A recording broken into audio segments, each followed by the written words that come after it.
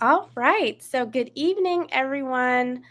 Thank you so much for tuning in.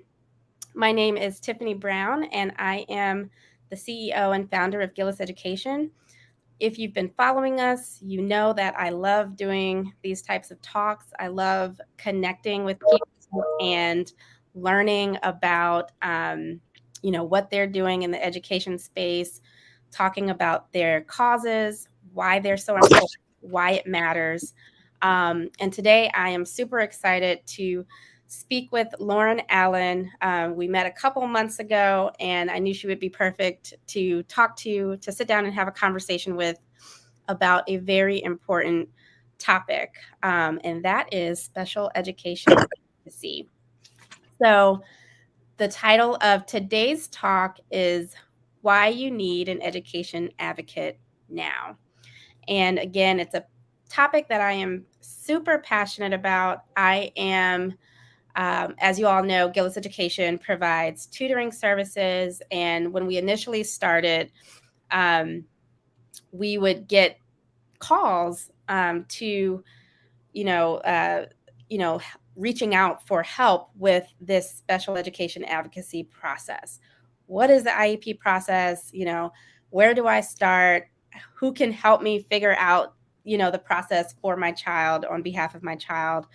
My child's not getting the services that they need and all of that. So we definitely leaned into that and learned more about the process, about the challenges that students are facing, and how we can actually help and make it a positive experience.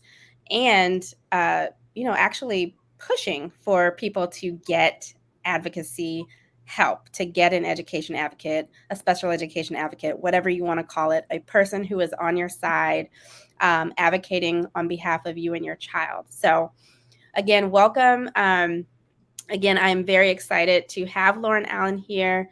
She is a former educator. She started a Black Mom's Guide to IEPs, and which I'm really excited to talk about. But I will pause and go ahead and let Lauren introduce herself. Tiffany, thank you so much for having me. I am really excited to really dive into everything special education advocacy. It really gets me excited. So thank you. Like Tiffany said, my name is Lauren Allen. I am the founder of A Black Mom's Guide to IEPs. And our mission is really to empower Black moms and caregivers through education, community, and resources. I wholeheartedly believe in the power of community, and that is what a Black Mom's Guide is all about.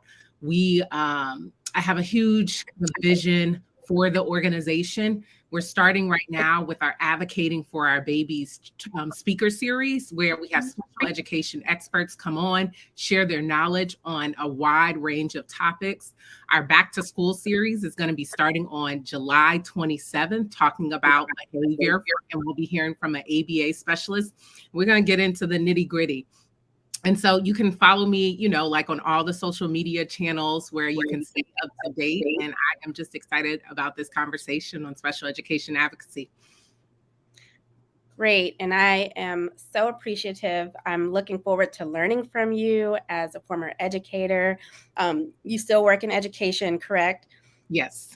Mm-hmm. Yeah. So I'm looking forward to learning from you, and actually excited that everyone gets to hear from you. And as I mentioned earlier, when Lauren and I were talking, this will be a podcast episode. This will also live on our Facebook pages as well as our YouTube page. So you can always go back and listen to all of the gems that we're sharing tonight. But if you want to interact with us tonight, you can. You can, uh, type your comments in the chat. If you have, questions that you would rather put in an email, feel free to do that. You can email us at info@gilliseducation.org. But I'm very excited to have this conversation. So let's first start off by talking about this thing called a free and appropriate education. So people who work in education, who are either advocates or lawyers like me or like tutors like me, we have come across this term of art, right? And so we know that students with disabilities are entitled to receive what is called a free and appropriate education. Can you break that down and actually like tell us like what does a free and appropriate education mean? It's very vague, right? But what does that really mean? Yes. So you may hear this called FAPE. Special Mhm. education is known for all of the lingo. And so sometimes when you're at your school, they may say, oh, FAPE, FAPE. And you're like, wait, what is FAPE? It stands for free and appropriate public education. And there are really four components to it. And the first component is free. That means at no cost to the parent or caregiver. And the second one is appropriate. This is where some of the special education policies and laws can come into place, because appropriate is really defined based on the unique needs of the student, of the child. And this is where the parent may think one thing is appropriate, but the school thinks another thing is appropriate. And so you have to kind of come together to determine what truly is appropriate for the child. The next one is public. That means they're educated at a public school alongside their neurotypical peers. And education, not only are they receiving the academic supports, but they're also entitled to receive their related services such as speech and language or occupational therapy and physical therapies inside the public education, like a public school. Yeah. Right, right. Yeah, and so that is what you said about it being individualized, right? Every student is different. Every Yeah. family situation is different. And I tell, my clients and the students and parents that I work with, everything is individualized. So when we say an appropriate education, like you said, for one student, that doesn't necessarily mean that fits the bill for another student. And Yeah. so when we think about, students who may have, special needs, special abilities, and they may need extra, right? Or they may need something different. That's what we're referring to. We're referring to making sure that they have the supports in place, that, they're actually being catered to in a way individually, Yes. so that their free and appropriate education is theirs. It's not Mhm. someone else's, it's theirs. Yes. And that can be a point of contention. And I do want to back up a little bit and just talk about, you know, having a child and, thinking like, is something off here, or is there something that is going on where they're not actually getting access to the education that they should be getting access to? Like, what should parents be looking for, and how do they start that process of maybe initiating getting an IEP or a 504 or any other sort of like special education services if they think, something is just not right? So all they have to do is request an evaluation. I recommend to my clients that you request this evaluation in writing. You can also verbally tell your teacher, but as soon as a parent requests an evaluation, the school has to do its due diligence to get that student an evaluation. And there's so many different ways that schools do this. Some schools will say, oh, we're going to do an intervention process, which where they monitor the child for 30 to 60 days. I always recommend to my clients that that intervention period also takes place as a formal evaluation is done. And what I mean by formal evaluation, I mean a school psychologist is coming in and giving your child a set of tests that you consent to. You have to consent to these evaluations to determine their IQ levels, their functioning levels for like speech and language. Right. One of the things that I always recommend too is that early intervention is key. It is imperative.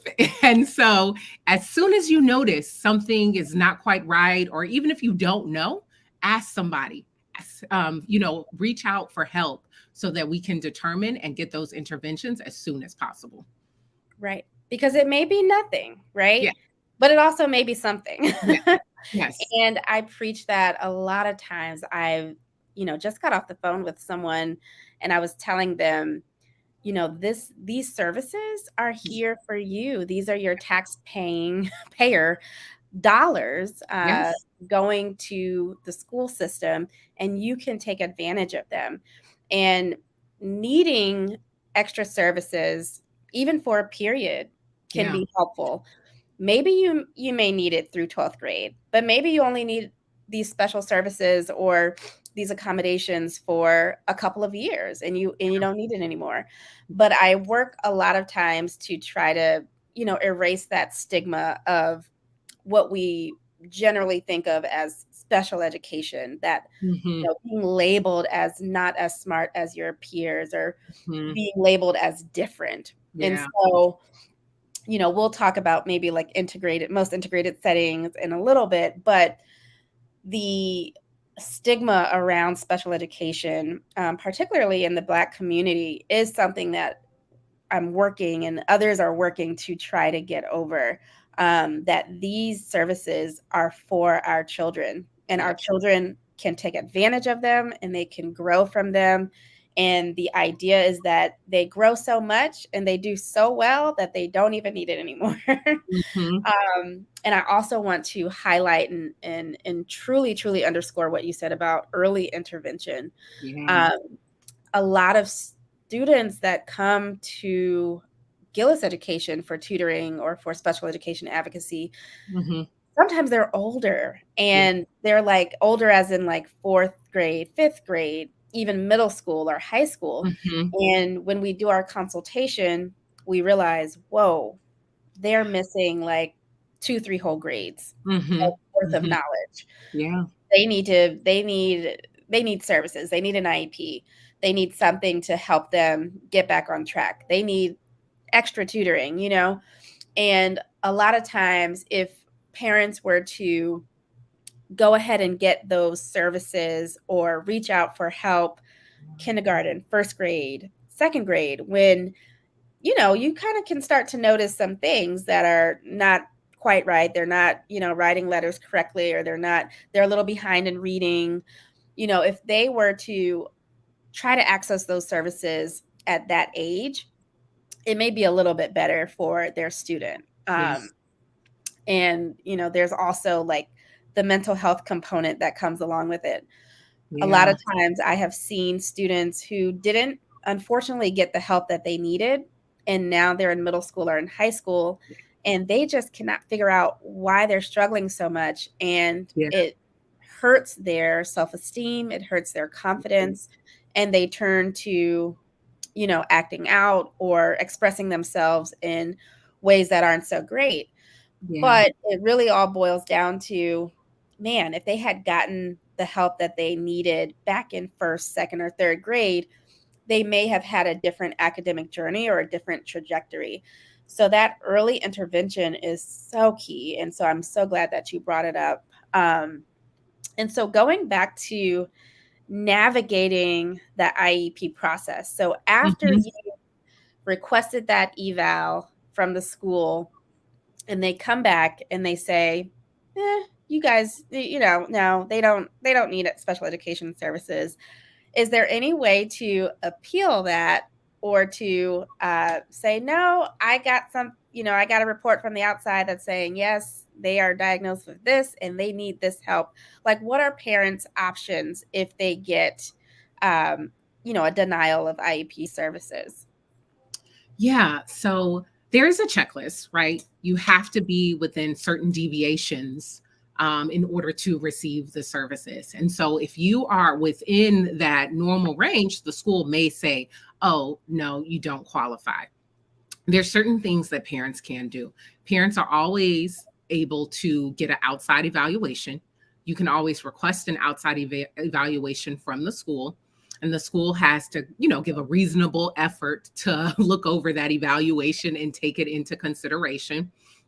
You can always move forward with more intervention services, like maybe right now, in your mind and your heart, something is wrong, but maybe right now they aren't displaying that. And so you can come back to the table and say, hey, let's get this evaluation done at a later time. And so I think just because you get that denial one time, parent, you really just want to stay on top of the grades, stay on top of the kind of indicators that you are noticing. Anytime that you can, get a doctor's note, get a note from an outside psychologist or psychiatrist, that just helps to strengthen your case on why your student may need an IEP. And sometimes they may not need an IEP, and they may need like a 504 plan that can support them in different ways, but still allow them to have some accommodations and modifications. And so I think this is one of those things where it's really good to have connections with other people, where you can reach out to your community and say, hey, what did you do? I know so-and-so went through this process, but because sometimes in the Black community, your best friend or your auntie may not even know that your baby is struggling in school. That's where that stigma comes in, because we don't talk about it. And I think the more comfortable that the Black community gets with talking about learning disabilities specifically, kind of like unseen disabilities, Right. The more strategies and tools parents will have to really get the student what they need. Right. And we're going to come back to that point about the unseen disabilities, because especially with COVID-19 and I'm glad we're talking about mental health a lot more, but there's still a lot of work to be done. So I'm going to come back to that point about, how do we navigate these unseen disabilities, and how do we convince sometimes the school that, hey, they do actually have a disability and this is actually affecting their schoolwork. But before we get back to that, Francesca has a question that says, what if services can't be provided at the school? What are the options that parents can pursue? So I want to make sure I'm understanding the question the right way. Like, do you mean like if the student has speech and language and there's no speech and language pathologist on the staff? In this instance, most school districts will offer some type of compensatory education where you can go outside of the school building to receive those services. And as the parent, you can determine if you want those services to kind of be in person or virtual. But if the student has services on their IEP and they're not being provided, they are owed those services. Right. And that's another thing that I really want to educate my parents about, and the clients that I work with, is that's an option. Compensatory services, that's an option for you. If the school is not providing a free, appropriate public education, your child is entitled to that, right? And so there are ways to get those services that they're not getting at the school. Yeah. Whether it's being bused to another school that has those services, or like you said, getting that speech pathology sessions outside of the school, on weekends, and you're paying out of pocket, they can reimburse you, right? So there's lots of different ways that, you can make sure that your students are getting, or your children are getting, what they need. And then there's another question about IEP goals not being met by a specified dates. So after after the child gets evaluated and, they decide, hey, your child is entitled to an IEP, they sit down and actually come up with the IEP, and we can go through that process in a bit. But there are specific, I guess, IEP goals, right? So the question is, what if those goals aren't being met? If the IEP has these, list of things that Johnny or Susan should be doing by this time, and the IEP is not being implemented properly, or maybe they're just not meeting the goals, what are the options for parents? This is a great question. So you can go so many different ways. And so I'll answer in a few different ways. And so one of the things that I like to think about is it's all a trickle down. Like from that evaluation, you are noticing the skill gaps. The evaluation is defining the skill gaps that the student has. And based off those skill gaps, you're going to determine the IEP goals for the student. And so we need to make sure that those goals are in alignment with the evaluation. And so if they are in alignment with the evaluation, and they're receiving proper instruction, they should be meeting those goals. If they're not meeting those goals, you may want to take a look at the service hours. Are they receiving too few service hours? Where are the service hours taking place? Meaning the specialized instruction service hours. Are they inside the classroom or are they outside the classroom? And I think also sometimes you may want to come back to the IEP table and take a look overall at the data, right? Why is the student not receiving the instruction? And data, I think it's a huge point. Always request to see that data. Hey, I noticed they didn't meet this goal. Can I see the trials? Right. And I pause because that's usually where people may be fumbling through papers or maybe like, oh, I'm gonna get back to you on that because they may not have that hard data. And I think it's so imperative to have IEP meetings where you are looking at the data, where you are having the teacher or that LEA representative break down that data for you so you can understand why your child is not meeting the goal. One of the things that I also like to recommend to my clients is you don't have to wait till that 1 year annual review meeting to find out that your child is not meeting the goals. I recommend you have a meeting at the beginning of the school year, the end of the school year, and your annual review so you can always keep a pulse on if they're meeting those goals. You should also be receiving a quarterly or end of advisory progress report where the written explanation should have a percentage on, hey, so-and-so is 70% towards meeting this goal, and then you compare that with a parent-teacher conference. And so there's a lot of different reasons why they aren't meeting that goal, but I think having intermediate check-ins will really help to make sure that your child is staying on track with meeting their goals. Yes.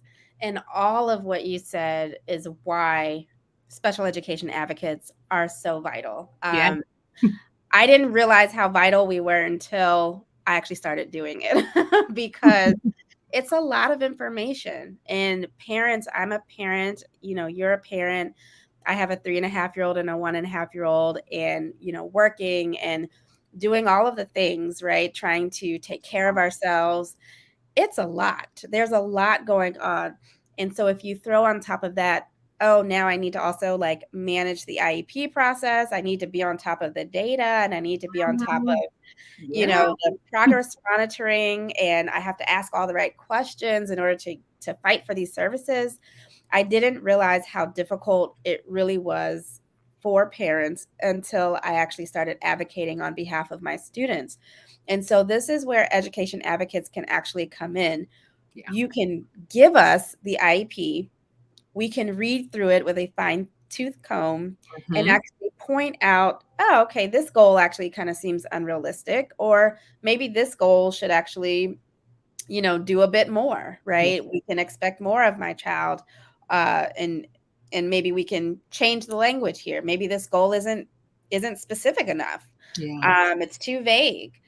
All of all of my child's test scores are not listed in the IEP. Let's make sure that those are in there. Even the progress monitoring is something that I've had to really check in on and ask for those writing samples or those math samples or those data points to actually have the school back up their claims that the child is actually progressing the way that they should, because it is very easy to just pass students along. And that is what I see a lot of the times, unfortunately, in certain school systems. They just kind of check the box and say, okay, Susie is doing great with this, 100% out of 100, she met her goal. And I'm like, okay, well, let me see. That's great. That's great that she's met her goal. Can I see the samples that show that, she's met her goal? And again, like you say, sometimes it's crickets. But if I'm truly advocating for my student, I want to see the good, the bad, and the ugly so that we know how to adjust the IEP. So I Yes. don't want to hear the fluff. I don't want to hear so and so is progressing if they're not really progressing, because I'm all about building productive citizens Yes. and productive adults. And so Yeah. if they are not getting that free and appropriate public education and they are not progressing the way that they should, we need to know that, and we need to adjust the parameters of their IEP to make sure that they are indeed excelling. And that's okay Yeah. to come back to the IEP table and say, Yeah. hey, this didn't work. That's okay. That's actually what we want. Like, let's sit down and talk about what's working and what's not working. And so that is really where an advocate can come in. A lot of times I also see that just having an advocate at the table Yeah. sometimes makes people just kind of get their stuff together a bit Yeah. more. Definitely. And that's horrible to say, but it's true.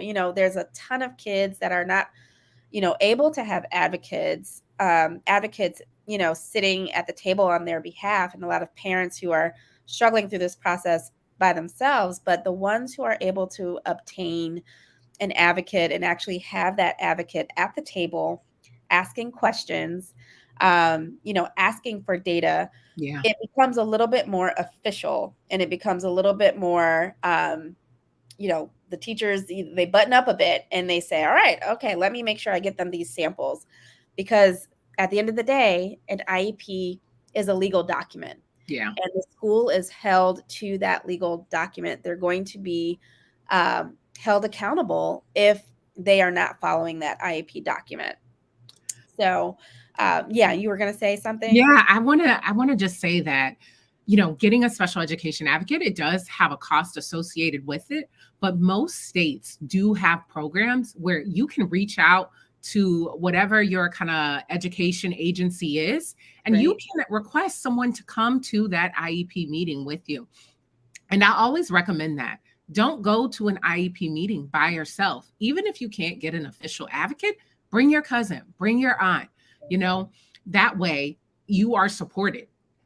At the IEP table, a lot of emotions will come up. And you may have this long list of things that you want to talk about, that you want to get, but then it's your baby. And so those emotions are going to take over. And you can have that support person come in and help you out. Make sure that all of your points are talked about, because at the end of the day, or even at the end of the meeting, when you go back to the car, you may be like, dang, I was so sad. My emotions just started taking over. But you didn't let the school know what you need for your child. You didn't let them know your kind of like your parent vision. Right. And sometimes that is a missed opportunity to really set yourself up, set your child up for getting the correct services. And so that is why I just always recommend get an advocate or bring somebody with you. Right. And that, I'll touch on another value add for advocates: Mm-hmm. taking notes. Yeah. Like, a lot of times, again, we're busy. Mm-hmm. Parents have taken IEP meetings virtually at work, or, they may have an unconventional job where they are hairdressers, or they're, other service providers, where they may actually have to tune into the meeting. Yeah. And, they're not able to easily take notes. If you have someone there, again, if it's an advocate or someone else, taking notes and then resending, or Yeah. I'm sorry, sending those notes after the meeting. Hey, team, just so I'm clear, this is what we discussed. These are our action items. These are Mhm. our next steps. That goes a long way too, because again, it holds the school accountable. And I know teachers and administrators, they already are doing God's work. They are working with our kids. They have a lot on their plate. Um, and sometimes IEP goals or IEP tasks, they fall off. They sometimes don't get done. So having those notes and having those action items in writing is, one, to hold people accountable, but to two, also a reminder, like, hey, you said that you were going to do these things, or hey, you said that you were going to make these tweaks to the IEP, just so that we're all clear and making sure that the whole team is on the same page. So that note taking and just having that emotional support there, that physical support, Yeah. but also that emotional support, like you said, is very, very important. I do have another question from uh, Francesca. So I'll read it to you. It says, my grandchild was approved for an IEE evaluation. COVID hit and the ball dropped. However, an assessor reached out to the school district and hasn't been able to get a firm approval. And so, any insight that you can offer, Francesca, when, and this happens a lot, Yeah. especially it happened a lot during COVID. So, Francesca, you are not alone. Mhm. This was a whole thing during COVID, and we can talk a little bit about how COVID really impacted the special education process and students. But Yeah. what happens when the ball gets dropped? What should parents and advocates do?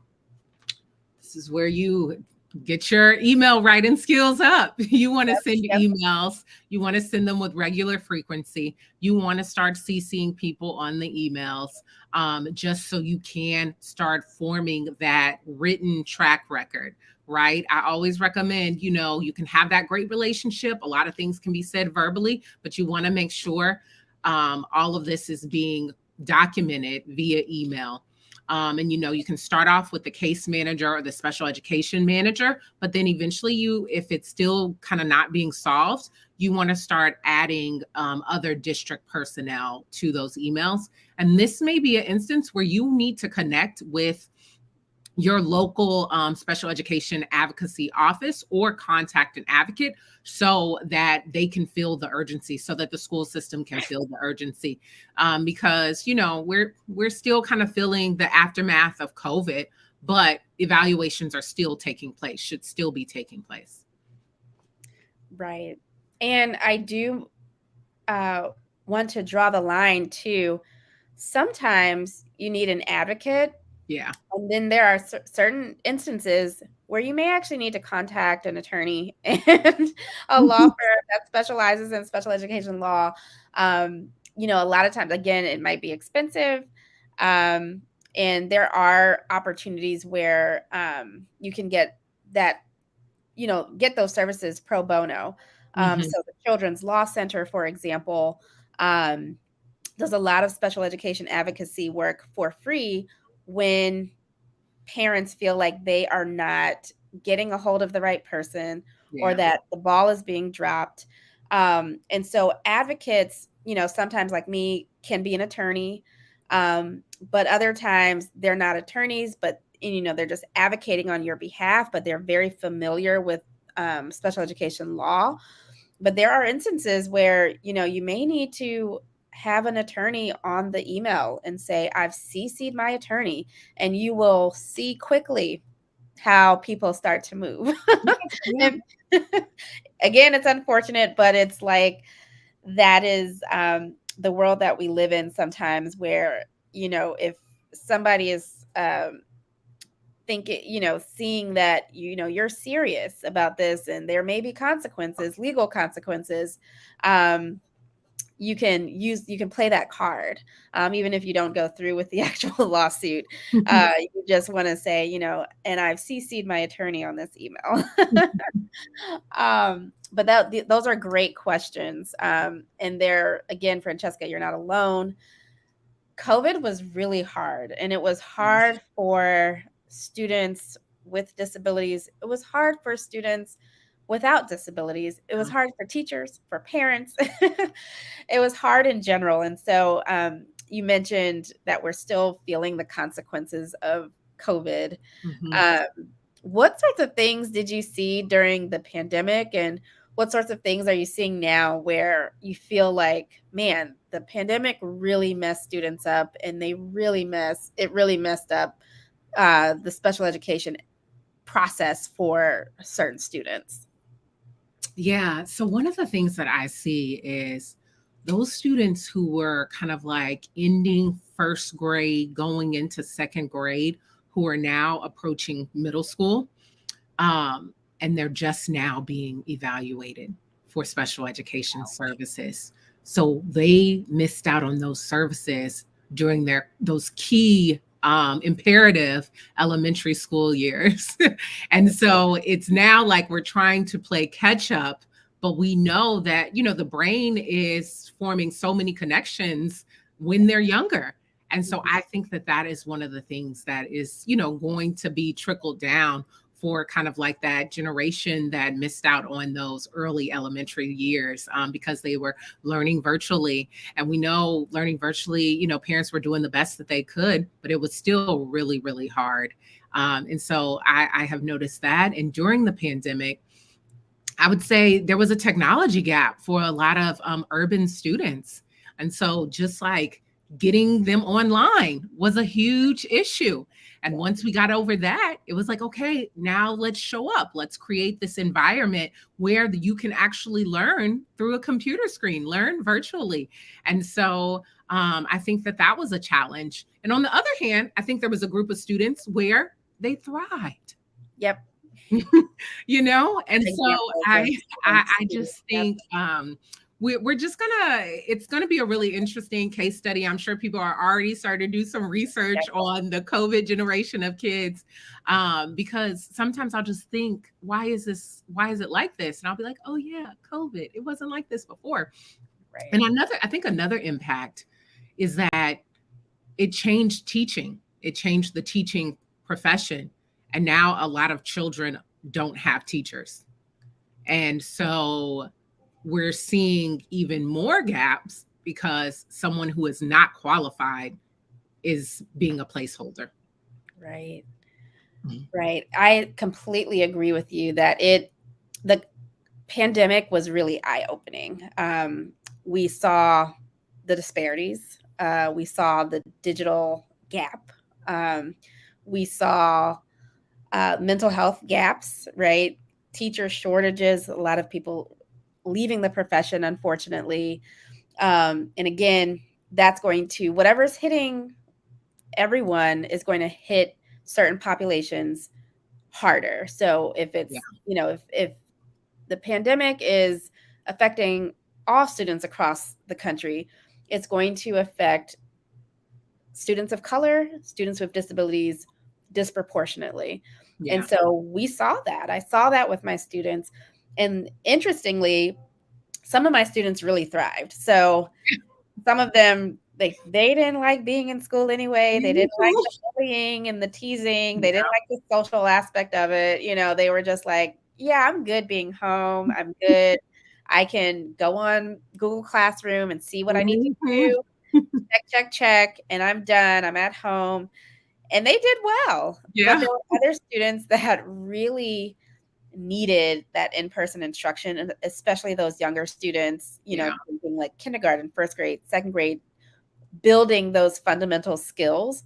And so because again, that those from 0 to 8, those are the magic years. And so the babies that were home and trying to figure things out on a screen, for 2 years, missing those fundamentals. We're seeing it now. We're seeing, 7th graders who don't know their multiplication tables, and they don't have, necessarily like a learning disability or anything. They just are missing some fundamentals. So we're definitely seeing that, and we're dealing with the ramifications. But it did also show us that what I was excited about is that, wow, there's all of these different tools. There's all of these technological devices that we actually can be using more of, even in the special education setting. So I have students who,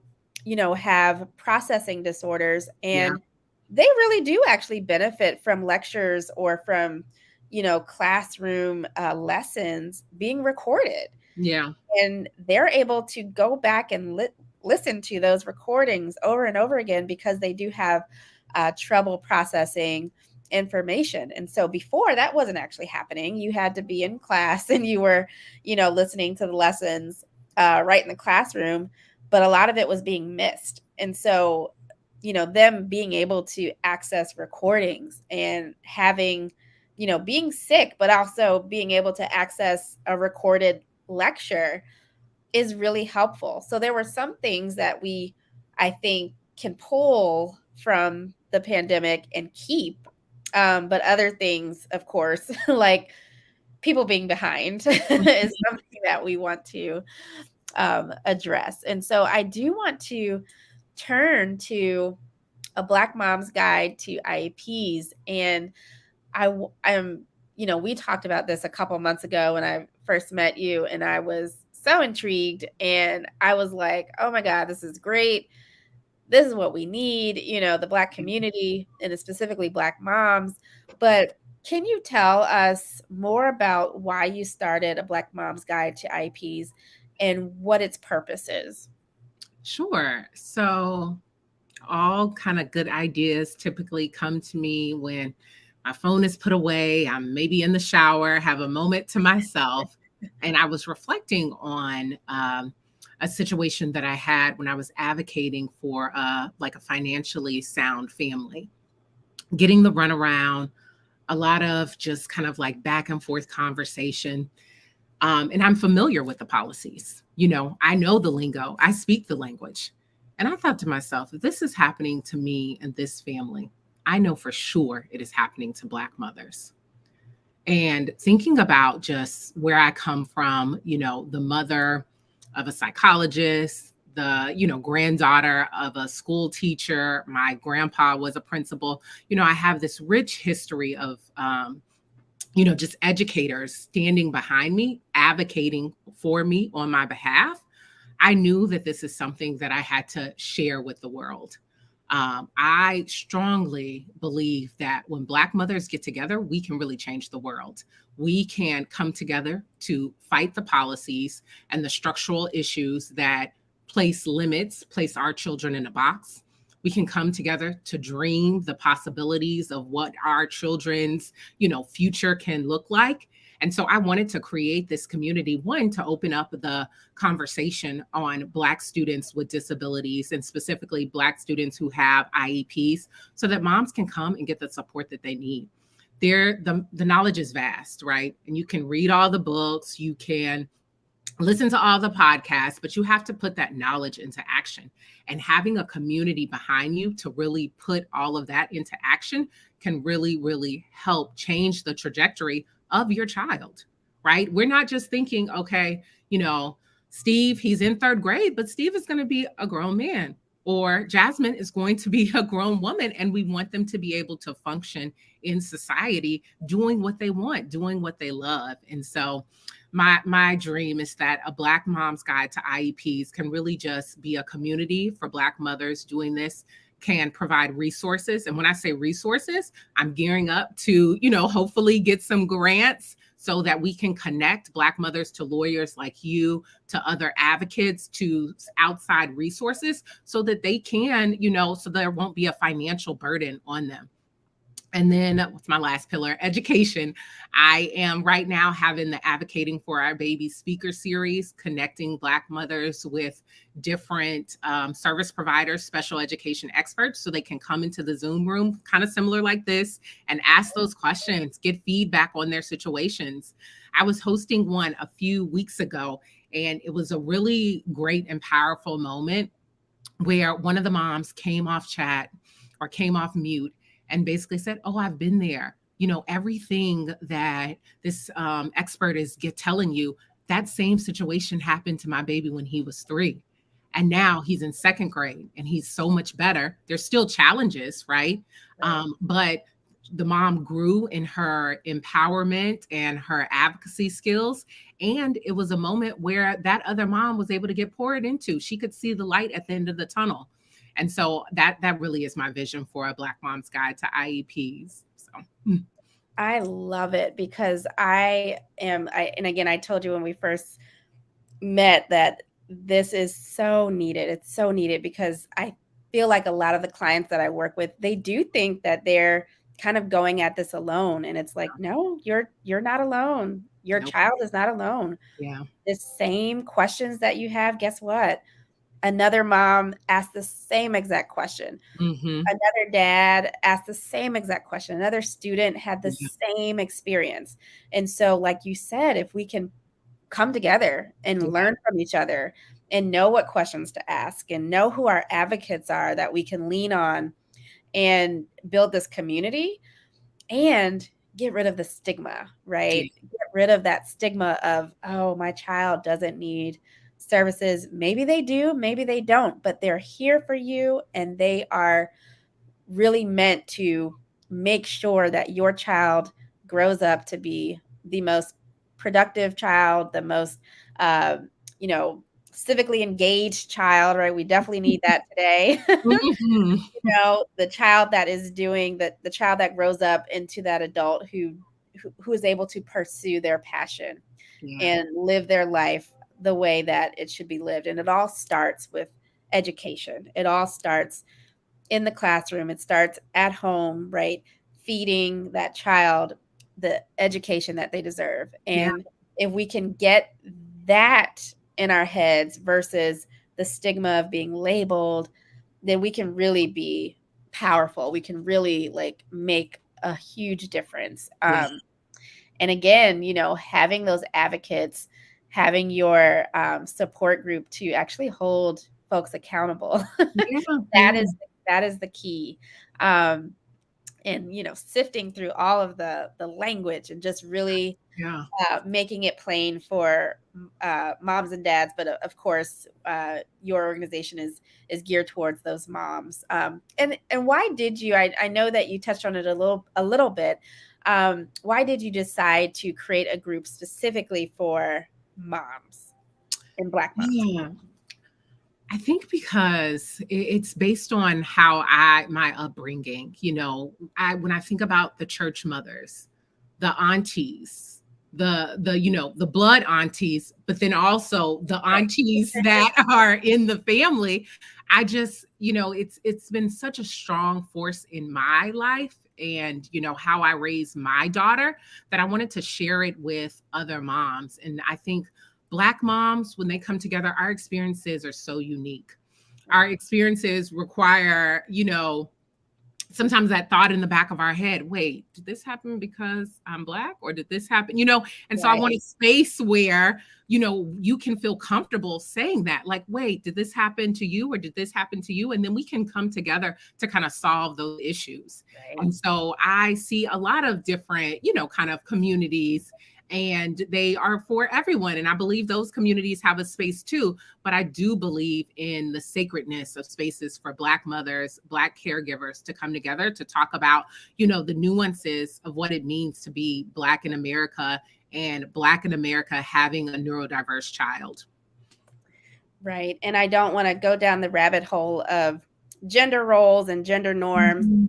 but I will say 8 or 9 times out of 10, the people that are reaching out to me for help or for assistance with their child, it's the moms. Yeah.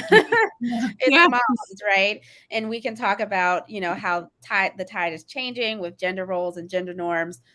But statistically speaking, a lot of times, for whatever reason, there's multiple reasons for this, but it is the mom that's in the room. It is the mom that's calling and asking for services or tutoring or, uh, Mhm. advocacy and help with their situation. Yeah. So I think that it's a wonderful platform. I'm excited to be involved and to see where it goes and to help out in any way that I can. I do want to go back to my point earlier about, and your point too, about these unseen diagnoses. And so Mhm. we talked about COVID-19.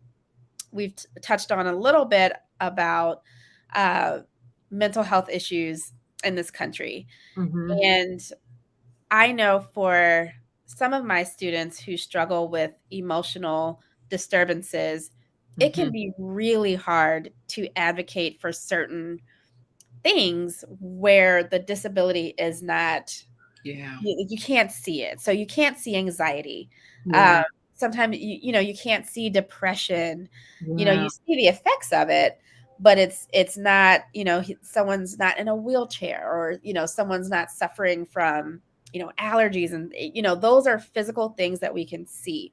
When it Yeah. comes to especially Black children. I Yeah. feel like, you know, making the case that their disability, if it's anxiety, if it's depression, or what have you, making the case that that is a real disability that needs to be addressed and that needs to have certain support and certain services attached to it.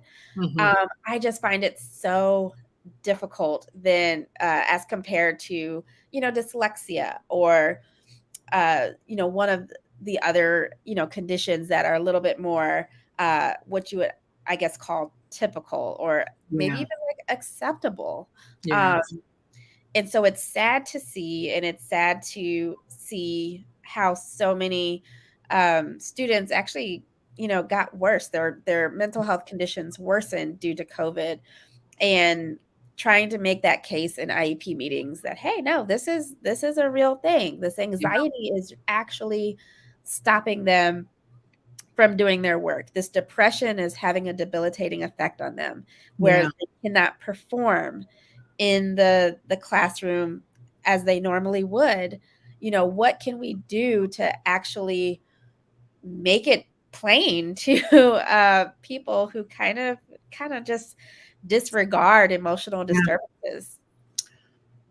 I want to start by pointing out that our counterparts, our white counterparts, they are receiving services for anxiety, depression, and mental health illnesses. And I think that is a limiting something that the Black community and, Black parents in general may not know, that the student can receive services, whether it's through an IEP or a 504 for those types of disabilities. And so I think that's where education comes in, right? Having the person on your team, your support person, being knowledgeable on how to show the data to the school, how to show them how to basically collecting your own data, involving a doctor, a medical doctor, to write notes and to show how this condition is debilitating to the student. And so I think this is one of those instances where you're going to have to, really build up a case.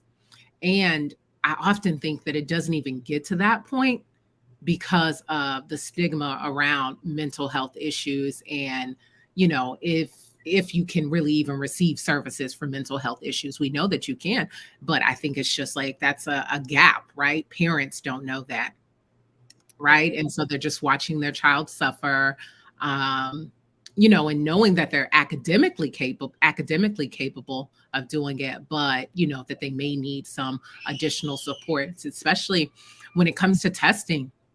The testing anxiety that students have, Yeah. it's great. It's It's a lot. real. Yep. Yeah, it is very real. And so I think that's something that on platforms like this, we have to just start talking about more. I think these conversations also need to start reaching the school level, like in team meetings or in staff meetings. We need to talk about how we are making sure that we are incorporating some social and emotional best practices into our lessons, and that we're keeping a pulse on our students, so that as the teacher, we can, tag in the parents or tag in the school nurse or the counselor, as we see these things arise. Right. And not just saying, oh, so and so is lazy Yeah. or so and so is bad. I hear those terms all the time. Um, and it's like, no, we actually have an evaluation done by a psychologist that says this person is suffering from Yeah. this, and this is how it's impacting their work. Yeah. And this is what we actually need to try. This is actually what we need to put in the IEP to make sure that Johnny or Susan can, cope with Yeah. what they're struggling with, and actually come out better. Um, Yes. so this is all so helpful, and I do want to, end by, on a strong note and on a positive note. Yes. Some success stories that you've had. So, being an advocate, even being on the other side of the table and as the educator, what are some success stories that you've seen where advocates have been able to come to the table, help out a student and their family, and really make a difference? Yeah. So I have been advocating for a family in Texas for, I want to say, well over, it's going on 3 years, maybe even 4 years. I've kind of lost track of time. And she has, I hope she doesn't mind me sharing, but she has twin boys. And when I first started, kind of coaching her, I was doing everything. I was writing the letters, I was emailing the school, I was providing her with, different strategy sessions. And now her boys are in upper elementary and she'll send me an email. She'll be like, I should do this right. And I'm like, right, that's You got correct. it, right. See her grow in her Right. own advocacy skills and her confidence when going to IEP meetings, Yep. I am just blown away. She took the time, invested in an advocate, and it really has paid off because both of her boys, they're doing well. And, it's a testament to her for not giving up and saying, hey, I'm going to figure this out. And one of the things I do want to acknowledge is that can be exhausting. That is a lot on top of, parenting and on top of life, on top of our jobs, but I think that she does see some light at the tunnel because she sees the academic growth. She sees the social growth in her children and she sees it in her own thought patterns. Like, oh, this is what I should do for this situation, or this is how I can assert my voice in this situation. And I know that that makes her proud. And being her advocate, it also makes me proud. Mhm. That's awesome. Yeah, that being able to see the growth in the parents Yeah. is something that is phenomenal. And you see them start to speak up during the meetings and asking the questions that you would have asked, a few months Mhm. ago. And it's remarkable. I have a similar situation where, a student, a number of problems in the school system. He ended up switching schools, but I mean, I had the most positive response from his new IEP team, Yeah. really willing to work with us. I mean, it was like night and day from his old school system, and the IEP team just kind of embraced him as he was, flaws and all, as Yeah. Beyonce would say. And Here. it and it was beautiful to see, and it was also beautiful, like you said, to see the mom come from this place of just kind of like, what do I do? Like, Yeah. who do I talk to? Like, I know he's a smart boy, but we just have these things that we're dealing with, and I cannot seem to get him on track. Fast forward a year later, completely different situation. He's gotten some of the supports that he really needs. He's able to take breaks during the day. Yeah. The lessons are a little bit more structured to his liking, and there's just so many different things that you can do as a parent, and so many different things that you can discuss and brainstorm with your advocate about what the education for a student looks like. And that's one of the other things that advocates can really do is think creatively, Yeah. really think creatively about what supports look like, what they can look like for your child, and tailored specifically to your child. Yes. And then watching them grow, watching them, getting that individualized help, and watching them grow, tracking their progress, and watching them grow. So I think that this is such a needed conversation. I could talk all day about this, but I won't because I know people need to go and eat dinner and all of that good stuff. But this is an ongoing conversation. I'm looking forward to tuning into your back to school series, and just continuing to be in conversation with you and the community, and especially the community involved with a Black Mom's Guide to IEPs. Again, it's necessary, it's needed for our Black babies, for Yeah. our brilliant Black students who Absolutely. are, needing us. They need us. And one last word of advice for parents: please don't give up. Yeah. It's going to be difficult. It's going to get tricky sometimes, especially if you're working in a school system that, doesn't, unfortunately, they don't want to do the work, or they don't have the resources to do the work. It's going to be hard. It's going to be tricky sometimes, but don't give up. Keep fighting and advocating for your child, because education is the most important thing that they can get and they can obtain in order to live a full life. So, if you need help, reach out to us. Reach Um, out. And yes, I'll say, don't give up, get a community. Get yes, a community that you can lean on, that will lift you up, that will give you those words of encouragement, that will write the email for you or with you. right. That is my biggest tip of advice. Don't give up, get a community. That's great. Well, thank you so much, Lauren. I really appreciate it. Again, this is going to be available on YouTube.